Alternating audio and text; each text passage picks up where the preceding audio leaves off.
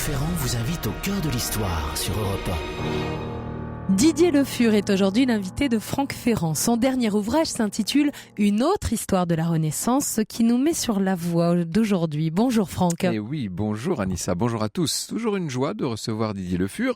En son compagnie, ce sont les prémices de la Renaissance française que nous allons mettre en évidence à travers notamment l'évocation des guerres d'Italie. Et après quoi, Lorena Martin nous fera visiter quelques beaux jardins de la Renaissance. Voilà, quant au retour aux origines, il traitera de la naissance des salons de coiffure. Mais t'as vu qu'on va monter le son dans un certain nombre de salons fidèles à notre rendez-vous. Pour le moment, nous retrouvons le bon roi Charles VIII sur le chemin de Naples. À la fin de l'année 1493, le jeune Charles VIII, je dis le jeune, il est âgé de 23 ans, est atteint par une forte fièvre. Pas de celle qui annonce une grave maladie et menace la santé, non, plutôt le genre de fièvre qui saisit l'esprit pour ne plus le lâcher. Cette fièvre-là se résume à une ambition, partir à la conquête du royaume de Naples, dit aussi de Sicile, que le jeune roi considère lui revenir de droit. Son père, Louis XI, en a hérité, estime-t-il, après l'extinction de la deuxième maison d'Anjou. Celle-ci le tenait elle-même des descendants d'un frère de Saint-Louis, auquel le pape suzerain de Naples l'avait confié au XIIIe siècle. Je ne vais pas revenir sur tout ça. Détail qui a son importance, l'autorité de ces princes français sur le royaume de Naples est depuis longtemps devenue théorique, puisqu'il est passé, ce royaume, sous la férule de la famille d'Aragon, qui bien entendu n'a pas l'intention de reconnaître les prétentions françaises. Pendant longtemps, le pouvoir royal, occupé par toutes sortes de guerres à rebondissement, n'a pas été en position de réclamer sa couronne napolitaine. Seulement, il faut bien reconnaître que cette année 1493 voit un royaume de France apaisé, consolidé, bénéficiant d'une conjoncture très favorable. Charles VIII le sent, il le sait. Le moment est venu de réaliser son projet italien. Et tant pis si une partie de ses conseillers estiment qu'il y aurait mieux à faire de cette période de paix. Ne reste plus pour le jeune roi qu'à attendre la bonne occasion. Et cette occasion, elle va se présenter. Janvier 1494, l'homme qui règne effectivement à Naples, Ferrand d'Aragon, rend son dernier souffle. Et dès lors, Charles ne perd pas de temps. Il va tout de suite se fendre d'une déclaration. 10 février 1494, le roi Charles revendique clairement son héritage. Inutile de vous dire qu'à Naples, on n'est pas de cet avis. Le fils de Ferrand, qui s'appelle Alphonse, monte sur le trône le plus naturellement du monde, comme si rien d'autre n'existait. Très vite, les préparatifs de la reconquête française se précisent, avec une ambition, mener rapidement une solide armée dans la péninsule italique. On le voit, Charles est résolu. C'est pas une simple lubie qui lui est passée par la tête. Certains, sans doute de manière excessive, ont vu en lui un être médiocre, ont critiqué ses choix politiques. Nous parlerons de tout ça tout à l'heure avec Didier Le Fur. Ce qui est certain, c'est qu'il a une réelle capacité à entreprendre des choses. C'est un roi plutôt instruit, animé par l'esprit chevaleresque hérité du Moyen-Âge, mais le physique de ce chevalier, disons-le, laisse un peu à désirer. Voilà comment nous le décrit Emmanuel Leroy-Ladurie. Il est si petit que, quand il chevauche, on a l'impression de ne voir qu'une tête sur une monture. Il est laid, lipu, à grand nez aquilin, cheveux longs et barbe rousse, les yeux sont noirs, saillants, globuleux, le regard est vif et pénétrant, le visage ne tardera point à maigrir et enlaidir. On a envie de dire, eh bien, qu'est-ce que ça va être ? Sur un plan diplomatique, le roi et ses conseillers ont conscience qu'il faut assurer leurs arrières avant de lancer l'expédition et pour consolider la paix, Charles a accepté de reconnaître la possession de la Franche-Comté, de l'Artois, du Charolais par l'empereur, histoire qu'on ne l'ennuie pas du côté de Vienne. Et ça, il l'a fait dès 1493. Par ailleurs, il va laisser au roi d'Aragon le Roussillon.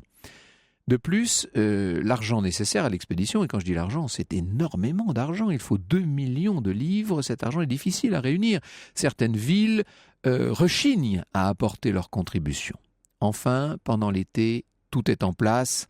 L'armée de Charles, avec ses milliers de fantassins, de cavaliers, avec son matériel d'artillerie extraordinaire, cette armée se lance dans sa longue marche, prête à affronter le premier obstacle. Et le premier obstacle, il n'est pas humain, il est naturel.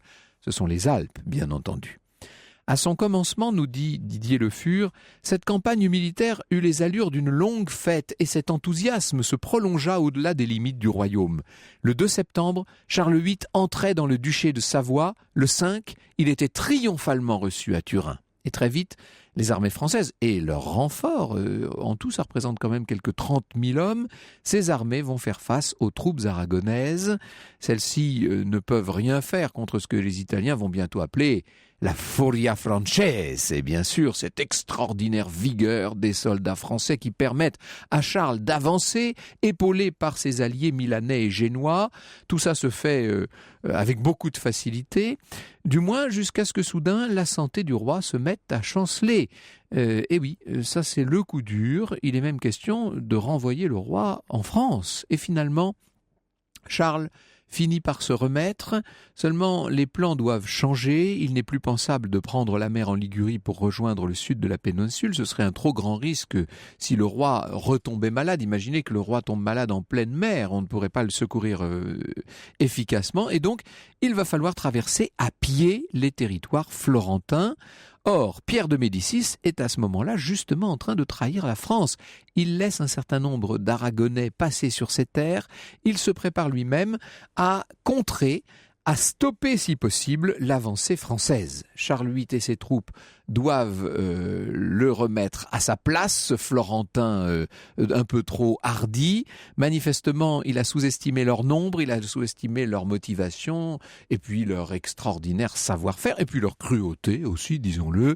Les Français sont connus dans toute la péninsule pour dévaster, pour piller, pour dépouiller, pour tuer, et pour dire les choses, Pierre de Médicis n'est pas de taille. Que voulez-vous qu'il fasse contre cette gigantesque armée française qui arrive très virulente et très insatiable? Il doit accepter un traité humiliant. Il va repasser dans le camp du roi Charles, céder plusieurs places aux Français et à leurs alliés, et on peut le dire, nous avons souvent eu l'occasion de raconter cet épisode ici même, cet échec va coûter cher à Pierre de Médicis, puisqu'une révolte se déclenche à Florence, qui devient bientôt une révolution et qui, sur son passage, balaye tout, à commencer par les Médicis, chassés de la République florentine. On le voit, l'irruption du roi de France dans les affaires italiennes crée beaucoup de troubles, de changements, de vicissitudes dans une péninsule qui n'en avait pas besoin. Et ça, pour le moment, vous allez voir que ce n'est qu'un début. Franck Ferrand vous conte l'histoire sur Europe 1. Nous sommes au cœur de l'histoire des guerres d'Italie cet après-midi sur Europe 1. Alors Franck, vous nous racontez l'expédition de Charles VIII à la conquête du royaume de Naples. Nous sommes en 1494. Pour l'instant, tout se passe bien. Le roi et son armée approchent de leur but. Tout se passe bien du point de vue des Français. Oui, du côté français, bien sûr. Ils sont déjà à Florence. Alors avant de connaître la suite, j'ai quand même une question à vous poser aujourd'hui. Est-ce que c'était fréquent pour un roi de France d'aller combattre aussi loin à l'étranger? Ah non, pas du tout. Vous savez, c'était quand même assez risqué à cette époque pour un roi de quitter le territoire de son royaume. Les souverains évitaient de le faire d'une façon générale. Et d'ailleurs, c'est bien simple, avant Charles VIII, il faut remonter à Saint-Louis, aux deux croisades de Saint-Louis, pour voir la même chose au XIIIe siècle. On peut pas dire d'ailleurs que l'épisode de Saint-Louis était un franc succès, puisqu'il a été capturé la première fois et que la deuxième fois, il est carrément mort sous les murs de Tunis. Charles VIII, lui, part nettement moins loin. C'est vrai, seulement pour l'époque, c'est quand même une démarche qui est hardie et pour l'instant une démarche qui remporte un franc succès. À Pise, les Français sont reçus comme des protecteurs. À Florence, la République, qui donc vient de se débarrasser des Médicis, est bientôt dominée par le moine Savonarole. Cette République ouvre ses portes au roi de France. Charles VIII arriva à Florence le 17 novembre et fut acclamé au cri de « Viva Francia », nous dit Didier Le Fur. Le 21, il promettait de ne jamais favoriser le rétablissement de l'ancien régime dans la cité. En échange, il réclamait aux Florentins 120 000 livres pour financer son expédition et une rente mensuelle de 12 000 livres le temps de sa durée. Demandez ça à la ville des banques et des banquiers, vous avouerez qu'évidemment c'était plutôt bien vu de la part de Charles VIII et de ses conseillers. Il est clair que derrière les accolades, le rapport de force est bien présent. Quoi qu'il en soit, Charles peut poursuivre sa route et le peut assez confortablement. Son prochain adversaire de poids, c'est le pape en personne, qui quand même est l'acteur essentiel dans la péninsule. Or, le pape de l'époque, c'est un Borgia, évidemment. C'est Alexandre VI, qui n'est pas un grand ami du roi de France. Quand quelques mois plus tôt, Charles lui avait fait part de ses revendications sur Naples, le pape avait tenté clairement de le décourager. Et officiellement, il a accepté cet héritier aragonais, cet Alphonse, qui est un drôle de personnage par ailleurs. Bref, À l'approche de l'armée française, Alexandre VI a de quoi sombrer dans l'effroi. Lui aussi est complètement impuissant face à la Furia Francese, face au déferlement du roi de France. Et Charles n'est pas non plus libre de ses actions, puisque un assaut violent contre Rome serait très mal vu dans toute la chrétienté. Il est censé être le roi très chrétien, lui quand même, bien entendu. Hein. C'est le champion de la chrétienté, le roi de France. Est-ce que un jour il pourrait partir en croisade? Pourquoi pas? Une fois Naples pris, ce serait une possibilité. Le roi Valois et le pape Borgia entament donc des pourparlers. Il est permis à Charles de pénétrer avec son armée dans Rome, seulement il ne pourra entrer qu'au crépuscule. Dans un deuxième temps, il obtiendra des places stratégiques sur les territoires de la papauté et en échange, sur le devenir du royaume de Naples, eh bien là, on peut dire que rien n'est réglé et que de ce point de vue-là, le pape n'a pas trop mal joué. Quoi qu'il en soit, Charles savoure son succès, comme le souligne André Castelot, je le cite. Le 31 décembre 1994, Charles VIII, l'épée sur la cuisse, accueilli par les cardinaux, les gouverneurs et les sénateurs de la ville, entre dans Rome, plus triomphalement et mieux accompagné que ne fit aucun prince qui soit en la mémoire de ceux qui sont vivants. C'est le chroniqueur de l'époque. Burchard, maître des cérémonies du Vatican, est scandalisé par la manière dont les Français se tiennent dans la cité pontificale. Ainsi, lors d'une audience donnée par le pape, les compagnons du roi Charles occupent toutes les places, de sorte que les cardinaux romains doivent se presser en désordre autour d'Alexandre VI. Ce sont les barbares qui arrivent. Et du point de vue de ces Italiens qui sont renaissants, si je puis dire, depuis déjà 2 siècles, ce qu'ils ont sous les yeux, ce sont des véritables barbares du Nord. Et ça agace le pape, bien entendu, qui n'est pas mécontent de voir les Français tourner les talons, enfin en tout cas continuer sur leur route, fin janvier.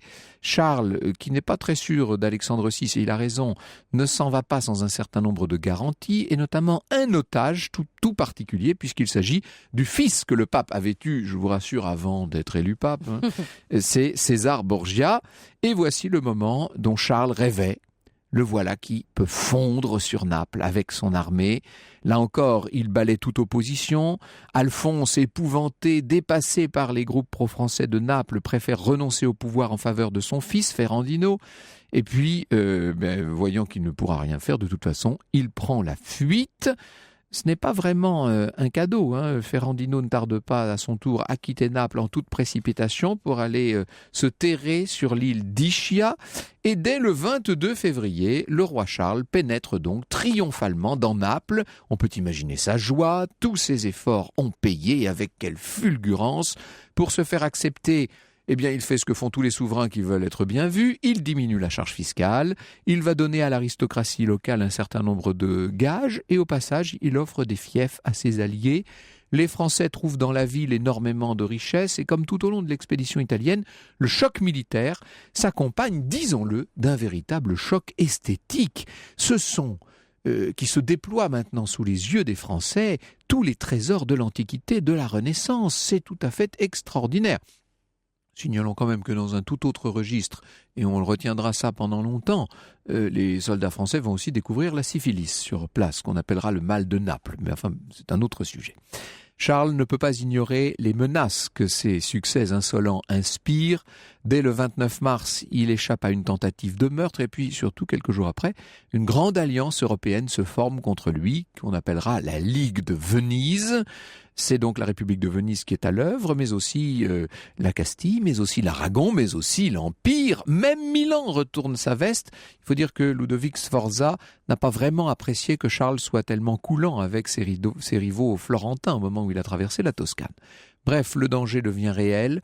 Charles tient à s'organiser encore un triomphe dans sa chair, dans sa très belle ville de Naples, festivités qui sont littéralement extraordinaires. Elles ont lieu le 12 mai. Et pour l'occasion, je cite de nouveau André Castelot, le roi surnommé Auguste, à l'instar des anciens empereurs, est revêtu du grand manteau rouge fourré et moucheté d'hermine. Il tient d'une main la pomme d'or et de l'autre le sceptre. Intéressant cette obsession de tous les souverains qui, en conquête, n'ont de cesse de vouloir restaurer les fastes perdus de l'Empire romain. Charles sait que la situation ne lui permet pas de rester. Il doit vite repartir pour la France. Il confie Naples à Gilbert de Montpensier, avec le titre de vice-roi, s'il vous plaît. Et le voilà qui quitte donc toute cette région napolitaine avec un détachement de 9000 hommes. Tout se passe plutôt bien. Jusqu'au nord de la Toscane, le marquis de Mantoue, qui commande les forces ennemies, est là, avec, semble-t-il, pas loin de 30 000 hommes. Il est prêt à en découdre avec des Français infiniment inférieurs en nombre maintenant. Confrontation à forces inégales donc, confrontation qui paraît inévitable, et l'on est en train maintenant, et l'on est en droit surtout de se poser la question, et si l'aventure italienne du roi de France se soldait par le pire des désastres? Franck Ferrand vous conte l'histoire sur Europe 1. Alors, vous nous racontez cet après-midi, Franck Ferrand, l'expédition de Charles VIII en Italie. C'est une émission consacrée aux guerres d'Italie de façon générale.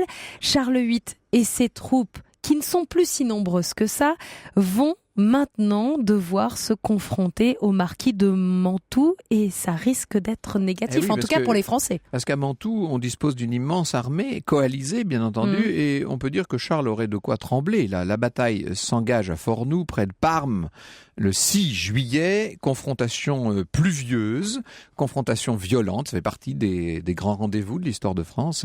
Charles et ses troupes vont faire assaut de toutes les bravoures. Les coalisés perdent au moins 2 fois plus d'hommes. Le roi de France parvient à se sortir habilement de ce guêpier. Il n'empêche, sa position reste vraiment très inconfortable. Ses hommes ont souffert et vont souffrir, et il comprend qu'il n'a plus le choix. Il va lui falloir maintenant négocier et faire des concessions pour obtenir la paix. Quant à son cousin, le duc d'Orléans, qui combattait au nom de ses propres revendications familiales sur le duché de Milan, il va devoir évacuer la place de Novare, où il était assiégé dans des conditions tout à fait terribles par les Milanais. Duc d'Orléans, qui deviendra roi de France plus tard. André Castelot raconte, le duc d'Orléans évacue la ville avec la garnison française qui est en piètre état. Sur 5500 hommes, il n'y en a pas 600 en état de combat. 3000 vont mourir, les uns d'épuisement, les autres parce qu'ils se sont jetés avec une gloutonnerie bien compréhensible sur la nourriture. Les bords de la route de Novare à Versailles sont jonchés de leurs cadavres. Charles, néanmoins, peut estimer que dans cette opération, et même si les derniers engagements ont été cruels, il ne s'en sort pas si mal. Il poursuit sa route vers son royaume. Il n'en finit pas avec les déconvenus. Mauvaise nouvelle parvenant de Naples au fil du voyage, le parti aragonais et ses alliés viennent de lancer une vaste offensive contre Gilbert de Montpensier. Et le vice-roi, qui s'est bien battu, certes, a fini par être battu par ce parti aragonais et par les alliés. La roue tourne, c'est très clair. Tout ce qui est français ou assimilé va se trouver en danger. On pourchasse, on lance, on pourrait dire, la chasse aux Français, et le sang coule partout. Montpensier va mourir peu après, probablement victime de la peste ou d'une peste, comme on disait à l'époque. En quelques mois, tout ce que Charles avait accompli à Naples s'est effondré. Pourtant, son désir de conquête est là, toujours. Il veut y croire, Charles. Il s'est accroché à cette histoire. Et d'ailleurs, assez vite, la situation diplomatique de la France se redresse, il faut le reconnaître. La plupart des membres de la Ligue de Venise reviennent à de meilleurs sentiments, si bien qu'à la charnière des années 97-98, Charles peut se préparer à lancer une nouvelle expédition vers Naples. Tout se précise pour un départ qui est prévu avant l'été 98. Seulement le 7 avril, vous savez qu'un événement va tout changer. Ce jour-là, Charles quitte les appartements de la reine Anne de Bretagne. On est à Amboise. Il est assez pressé de se rendre à une partie de jeu de paume. Il se précipite peut-être un peu trop. À l'approche, il faut dire qu'il est en train de traverser des couloirs assez malodorants, semble-t-il, et où on n'a pas envie de s'attarder. Bref, il n'a pas vu qu'une porte est vraiment très basse. Il ne baisse pas suffisamment la tête et il va se heurter très violemment au linteau. Le coup est rude. Le roi, a priori, a été très choqué, mais il s'en tient au programme qu'il avait prévu. Il assiste à la partie de paume dans les fossés du château. Et puis, soudain, alors qu'il est en train de regarder les joueurs, il s'effondre, on l'allonge, inquiétude des témoins, vous imaginez. Le roi a sombré soudain dans une très extrême faiblesse, et une dizaine d'heures plus tard, il est mort. Il n'avait même pas 28 ans. Et son successeur, c'est celui dont je vous parlais, c'est le duc d'Orléans de tout à l'heure, qui devient donc le roi Louis XII, nouveau règne. Alors on se dit, est-ce qu'on va abandonner l'Italie au passage ? Oh, pas du tout. Louis XII va s'accrocher à l'Italie comme l'avait fait son prédécesseur. Bonjour Didier Le Fur. Bonjour. Nous allons poursuivre avec Louis XII, mais avant une question qui a l'air déjà d'agiter les réseaux sociaux Oui. avant même que nous ne commencions. Qu'allons-nous faire dans cette galère, si je puis dire, alors que d'autres royaumes, on pense aux Portugais, on pense aux Espagnols et bien sûr aux Anglais, sont en train d'aller déjà conquérir les mers et conquérir de nouveaux mondes. 1492, découverte des Indes extrêmes occidentales par Christophe Colomb, si je ne m'abuse. Qu'est-ce qu'on fait, nous, en Italie, à ce moment-là ? On y réclame nos droits. Oui. Et le Portugal, s'il regarde vers la mer et vers d'autres territoires, c'est qu'il a un problème d'expansion, tout bêtement. Il n'y a pas grand-chose pour lui du côté de la péninsule ibérique pour augmenter ses territoires. On est dans un contexte global d'augmentation pour tout le monde. Hein. Les notions d'empire, les notions de frontières qui fluctuent sont vraiment très très présentes partout. Les Portugais vont bénéficier aussi de la guerre de 100 ans, de rapports entre Français et Anglais pour justement pouvoir aussi se développer, vont commencer à courir vers l'Afrique, puis après jusqu'à l'Inde orientale. Mais il y a les Espagnols aussi, les Hollandais, les Anglais. Bref, voilà. Tout le monde conquiert les mers et nous on reste sur terre et on s'occupe d'Italie. Et D'abord de parce Naples, précisément. on a des droits aussi très très clairs, comme le roi de France ont eu des droits sur la Provence et les ont réclamés, et bien des droits sur Naples, il y a des droits sur Milan et des droits aussi sur Gênes. Est-ce qu'on peut dire qu'à l'époque, la notion de frontière naturelle n'existe pas ou existe moins qu'à partir du règne de Louis XIII et Louis XIV? Elle n'est pas définie de la même façon, puisque c'est toujours l'idée que le royaume de France peut toujours s'augmenter. Oui. Alors, il y a des frontières juridiques, fiscales, mais l'idée de la frontière définitive, elle n'existe pas telle qu'on peut la concevoir aujourd'hui dans une idée d'un pays légitime ou naturel. Et pour revenir à la question, si les Français regardent plus vers la terre que vers la mer, c'est tout simplement parce qu'ils n'ont pas de marine. Oui. Et que Les Français sont des terriens par essence. Exactement, et que la puissance de l'époque, c'est l'Europe, toujours, la chrétienté. Et c'est là où on a le plus d'argent, c'est là où il y a le plus de pouvoir à avoir, et c'est là où la possibilité d'augmenter ces territoires sans danger, sans danger de perte ou d'inconnu par rapport à la mer, par exemple, est le plus constructif pour les Français. Donc, c'est surtout aussi parce que la marine française, même si Charles VIII va commencer à faire développer, voilà, l'arsenal de Toulon et de Marseille, il y a une carence formidable de ce côté-là, puisque tous les bateaux, même pour partir à Naples, il y a moins 30% des bateaux loués au Portugal. Donc d'une certaine manière, vous nous dites que le choix de Charles VIII n'était pas seulement irraisonné ou irraisonnable, il était plutôt sensé, c'est-à-dire que c'était logique, c'était tout à fait normal de faire cela. Oui. On pourrait se poser une question qui est un peu d'ordre psychanalytique, c'est de la psychanalyse sauvage, si je puis dire. Après tout, puisque Charles VIII a vu régner à sa place, si je puis dire, sa grande sœur, Anne de Beaujeu, pendant toute la période de la Régence, est-ce que en conquérant l'Italie, il n'a pas eu envie tout simplement de conquérir son propre pouvoir? C'est la question que je vais vous poser dans un instant. Europe 1, au cœur de l'histoire. Franck Ferrand. Nous sommes au cœur de l'histoire des guerres d'Italie cet après-midi sur Europe 1. Nous avons commencé avec l'expédition de Charles VIII en Italie. Nous allons poursuivre avec Louis XII et avec votre invité Franck Ferrand. Vous recevez Didier Le Fur. Il est historien des 15e et 16e siècles et auteur d'une autre histoire de la Renaissance parue chez Perrin. Alors, il faut, Didier Le Fur, que nous revenions sur les origines du règne de ce Charles VIII, qui est le fils quand même du très grand, très intelligent et très stratégique Louis XI. Alors cette image-là, elle est assez récente. Longtemps, ça a été le pire des rois aussi. Oui, c'est vrai. Pour Charles VIII, c'est un enfant presque du miracle. Il arrive en 1470. Il y a eu plusieurs enfants auparavant, des garçons mais qui n'ont pas vécu. Et puis des filles, mais qui... Et des filles. Voilà. Mais les filles ne comptent pas dans la succession. Voilà, sûr, et donc cet enfant qui arrive assez tardivement dans la vie de Louis XI, il est considéré déjà comme un enfant, j'allais dire, exceptionnel, entouré de toute une mystique comme ça, où on lui promet l'avenir le gouvernement du monde. Et donc on va le protéger aussi. C'est le futur Alexandre, il y a toujours cette idée, en fait. Et Louis XI va le protéger. S'il va restaurer justement le château d'Amboise, c'est en partie pour ça. C'est le château qui permet à la fois de mieux garder l'enfant et le plus un peu éloigné de tous les conflits variés qui pouvaient exister, qui pouvaient se développer dans le royaume.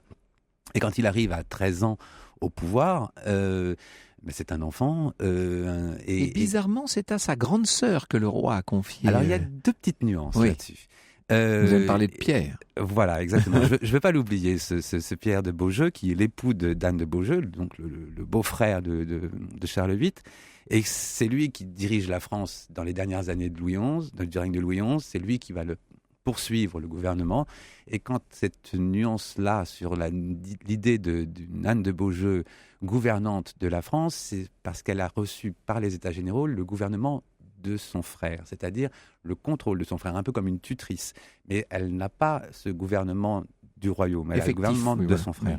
Oui. Et par contre, comme une tutrice, comme une mère, parce que Charlotte de Savoie est décédée aussi quelque temps après Louis XI, elle va être une sorte d'intermédiaire, et notamment avec les ambassadeurs. Et c'est pour ça que les ambassadeurs, notamment italiens, vont dire qu'il faut toujours passer par elle, donc c'est elle qui gouverne tout, c'est elle qui a la main mise sur D'où ce qu'on appellerait chez les professionnels un biais historiographique, c'est-à-dire que par les relations d'ambassadeurs, on finit par donner à Anne de Beaujeu un rôle un peu plus important que celui qu'elle a eu réellement, nous dites-vous en fait. Voilà.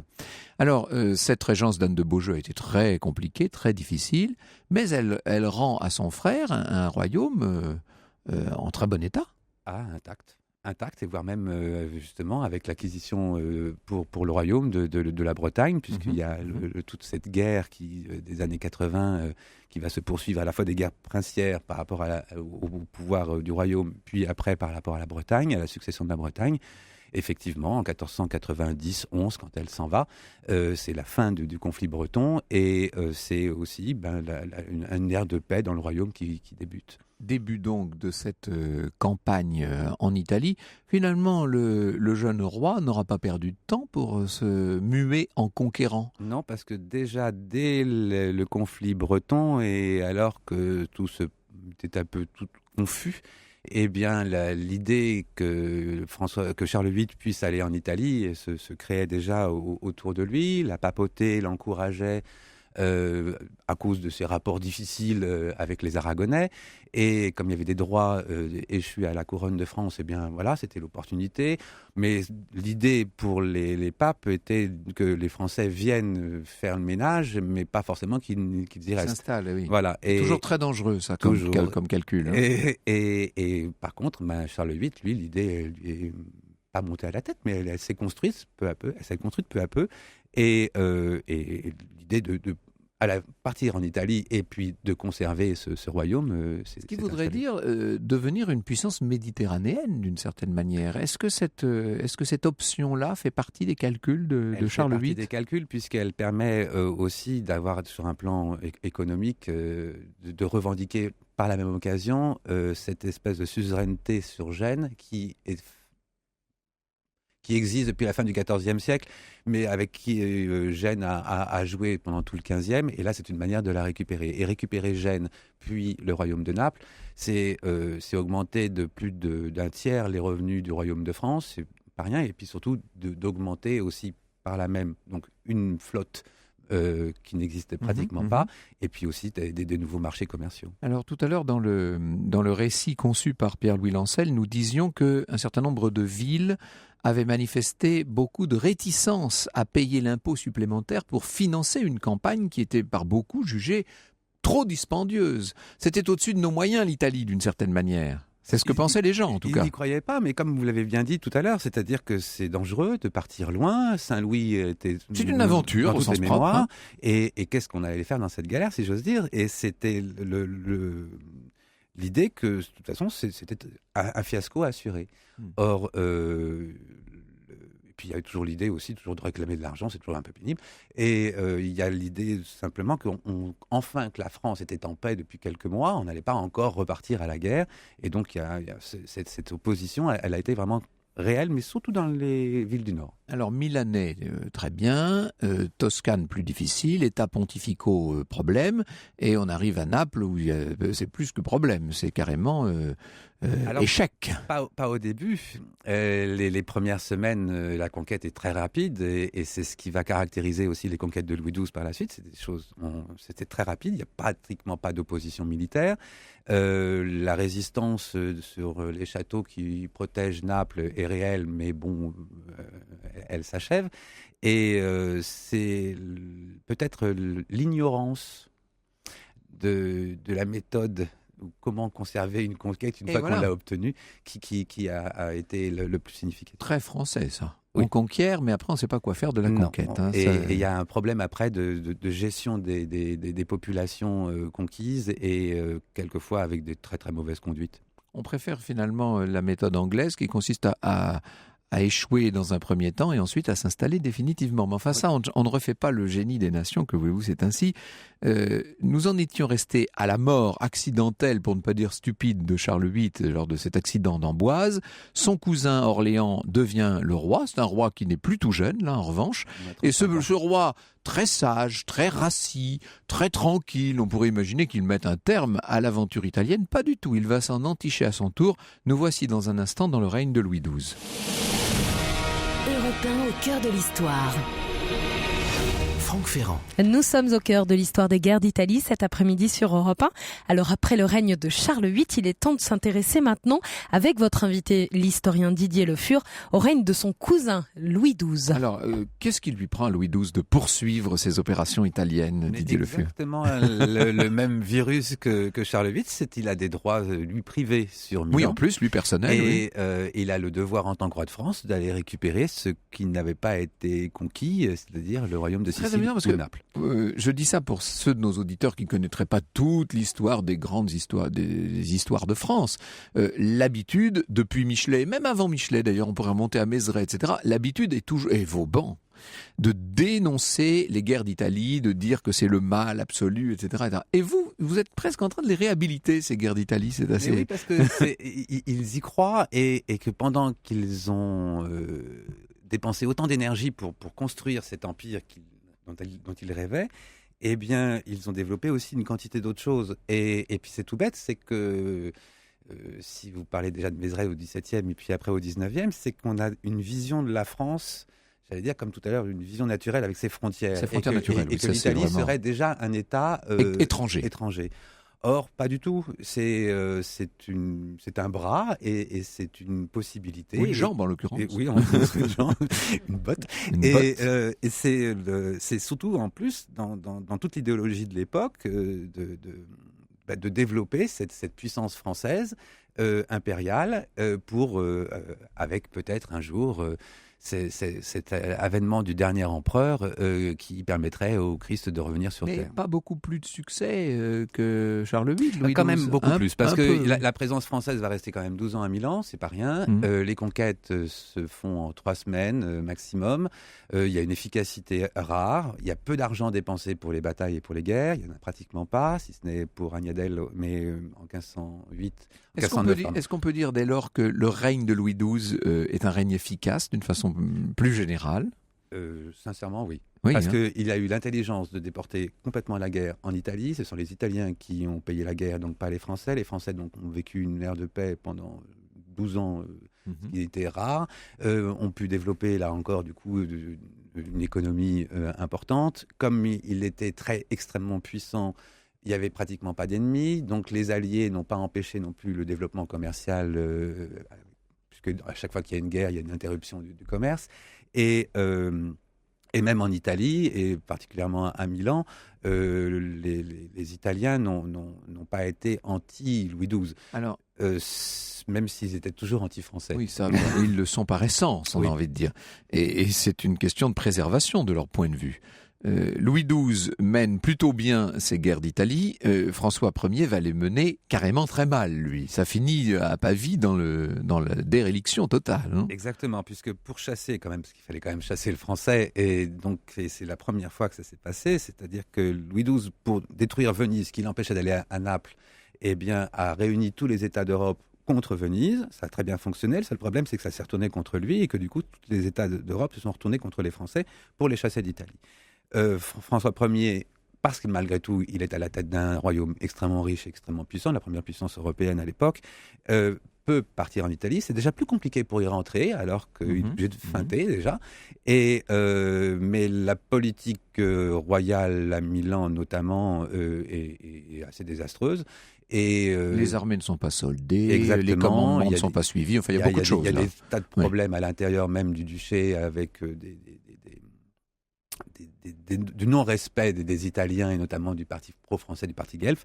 Et donc, dès que Charles Ier d'Espagne, futur Charles Quint, va commencer à infiltrer pour déstabiliser la présence française dans le Milanais, les Milanais vont suivre tout de suite et en 1521, le duché est perdu. Et c'est seulement le fils de François Ier, le roi Henri II, qui, une fois pour toutes, renonce au rêve italien. Là, c'est la fin, cette fois. Alors, il renonce pas tant que ça, parce que même s'il va, par le traité du Canto Cambrésis en 1559, restituer plusieurs terres occupées par les Français pour justement faire une sorte de chantage, parce qu'à partir de 1525 et Pavie, les Français n'ont pratiquement plus aucune porte pour entrer en Italie, et les Italiens vont aussi bloquer de plus en plus la possibilité aux Français d'y pénétrer. Le rêve italien demeure, et il se retrouve toujours sous François II, sous Charles IX et même sous Henri III, parce que les ambassadeurs sont italiens. On le verra notamment encore d'une certaine manière sous Louis XIII. Hein, oui, bien évidemment, parce qu'il y a le soutien des droits sur Milan. Et certes, il y a des guerres civiles et religieuses en France, mais le jour où ils vont arrêter, ils vont revenir sur nous et encore plus fort. Et c'est vraiment une crainte qui ne disparaît absolument pas de l'imaginaire italien. Est-ce qu'en 1859, lorsque Napoléon III se bat de nouveau, alors lui contre les Autrichiens, mais comme beaucoup d'autres d'ailleurs, n'est-ce pas, sur les terres italiennes, est-ce que Napoléon III est le descendant, l'héritier, le turiféraire de Louis XII et de François Ier? Parce que finalement, même s'il abandonne le Piémont, il récupère la Savoie. Et si aujourd'hui on considère que la Savoie fait partie de l'identité française, c'était pas non plus une évidence. Et c'est vrai que c'est à ce moment-là où on peut dire que les guerres d'Italie ou le rêve italien s'achève. À travers ce biais-là, nous voyons que vous avez quand même de la Renaissance une autre lecture, Didier Le Fur. D'une façon générale, vous avez une singulière tendance à redresser un certain nombre d'idées fausses. C'est parce qu'on a considéré la Renaissance par rapport à la projection de ce qu'on pouvait imaginer de l'époque moderne, voire même de notre temps. Or, cette notion de Renaissance, sur le plan politique, elle n'existe que depuis le tout début du XIXe siècle. Elle se structure pour justifier la Restauration par rapport à la monarchie. Et puis l'idée va se poursuivre après pour les autres régimes qui sont obligés forcément de se rattacher au passé national et de légitimer leur présence au pouvoir, voire même ou leurs ambitions, quand il ne s'agit pas de gouvernement immédiat. Et cette idée de Renaissance, elle s'accompagne aussi à une sorte de laïcisation de l'État français. C'est-à-dire que jusqu'à la fin du XVIIe, début du XVIIIe siècle, Dieu est partout et il n'y a aucune raison de l'en écarter. À partir du XVIIIe, des différentes idées de philosophes, de chercheurs, voilà. Et donc, si Dieu va être entre guillemets mis au chômage, et on va le rendre irresponsable de l'histoire de l'humanité ou de la création de l'humanité, il va falloir penser autre chose. Et donc là arrivent deux types de philosophie. La philosophie de la nature, où après la notion de création, tout en 6 jours, le 7e jour je me repose, et bien là on choisit la notion d'évolution, c'est-à-dire qui va arriver au darwinisme par exemple. Et qui aboutira au marxisme, etc. Exactement. Et à côté de ça, la philosophie de l'homme, c'est-à-dire de l'homme qui se perfectionne au fur et à mesure. L'humanisme considéré comme central. Et donc, ce qui différencie l'homme de l'animal, c'est sa créativité, c'est sa pensée, c'est sa conscience.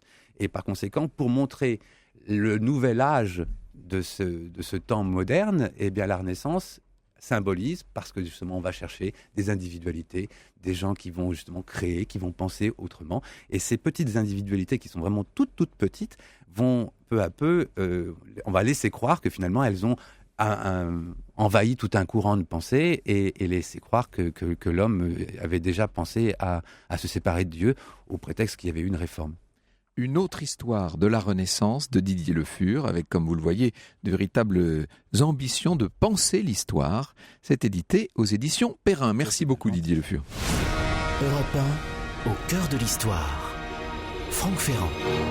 Et il est temps d'aller visiter quelques beaux jardins de la Renaissance. Et notre guide cet après-midi, c'est Lorena Martin. Et oui, bonjour Lorena. Bonjour. Nous n'avons peut-être pas suffisamment insisté sur la dimension culturelle de ces guerres d'Italie et de l'extraordinaire apport de tous les guerriers qui, rentrant de Naples, ont voulu, non seulement nous ont ramené la civilisme, bon ça c'est un fait, mais ont voulu créer de nouvelles demeures, de nouveaux jardins, et notamment Charles VIII avait été ébloui par les jardins d'Orangers de Naples. Exactement, ce sont les jardins de la villa Poggio Reale du roi Ferdinand le Catholique, où Charles VIII séjourne quelques mois. Ces jardins, et notamment les jardins d'Orangers, le séduisent. Et de retour en France, il n'a qu'une seule idée en tête, reconstituer ces jardins en France, à Amboise. Et Charles VIII recrute tous ceux qui ont élaboré ces jardins. Il recrute à Amboise 22 artistes et artisans italiens, des sculpteurs, des peintres, des architectes, des maçons. Et parmi ces hommes, il recrute notamment le célèbre jardinier Dom Pacello da Mercogliano, qui avait dessiné les jardins de Poggio Reale. Et Château-Gaillard devient l'un des premiers foyers de la Renaissance française, qui se situe, donc ce château se situe à Amboise. Et il ne manque qu'Adam et Ève dans ce paradis merveilleux pour en faire un nouvel Éden, disait Charles VIII. Oui, et c'était pour lui un lieu de prestige qui lui permettait de présenter à ses visiteurs ses essences rares et ses espèces exceptionnelles d'orangers. Ce jardin, disons les choses, il était tombé en ruine totale. Moi, j'avais même oublié son existence. Et puis là, grâce à un propriétaire très énergique, il a retrouvé depuis quelques années ses couleurs et ses odeurs. Il l'a racheté en 2011 et c'est un immense domaine Marc de 15 Lelandais, hectares. pour ne pas le nommer. Oui, situé à 2 pas du Clos Lucé, et il a rouvert en 2015 après 5 années de restauration. Il y a eu pas moins de 300 artisans qui ont été mis à contribution, et c'est vraiment un logis royal à la pierre de tuffeau. Mais vraiment, ces jardins sont éblouissants, vraiment organisés à l'italienne, des carrés délimités, une forêt en pleine ville avec des jardins en terrasse et un vaste parc arboré. Alors nous n'aurons pas le temps d'en parler aujourd'hui, mais il y a aussi les jardins du château royal d'Amboise qui tentent de renouer avec cette esthétique de la Renaissance et cet apport en quelque sorte des guerres d'Italie. Merci beaucoup Lorena Martin. Europe 1, au cœur de l'histoire. Retour aux origines. Alors, je ne sais pas si nous sommes très écoutés dans les salons de coiffure. Vous allez nous le dire sur les réseaux sociaux. En tout cas, on l'espère. Mais nous allons... on parle beaucoup dans les salons de coiffure en même temps. Alors, ça fait concurrence. Ça doit être difficile d'écouter au cœur de l'histoire parce que ça discute beaucoup dans les salons de coiffure. Tiens, justement, aujourd'hui, vous nous proposez de revenir sur les origines des salons de coiffure. Alors oui. Ça remonte à quand tout ça belle transition. Beau lancement ça. Alors il y avait déjà des coiffeurs chez les Grecs, chez les Romains, etc. Ouais. Il y avait ces petites échoppes où se réunissent les hommes libres, où on se fait non seulement couper les cheveux, mais surtout tailler la barbe. Ah oui, et puis les ongles, ne l'oublions pas. Au Moyen-Âge, on va chez le chirurgien barbier pour ce genre de choses.